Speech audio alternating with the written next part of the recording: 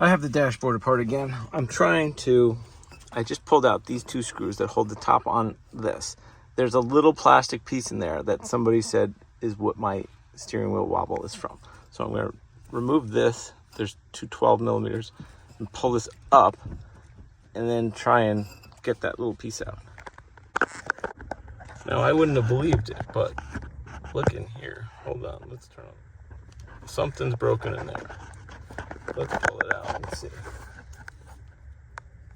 This plastic piece. This is what my noise is.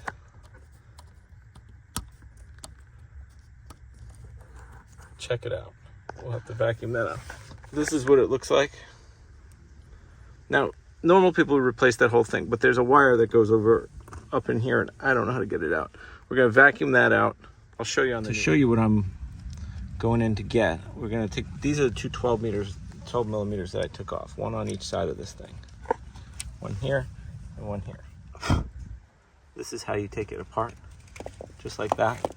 And so in here,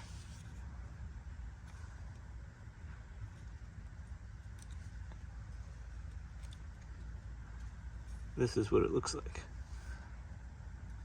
And see, that green stuff broke out of the other one. So this is a very good day here finding this, because I can't wait to put it back together and then drive normal again. It's been 4 years since I started on this project. There are a couple of things about my power steering journey.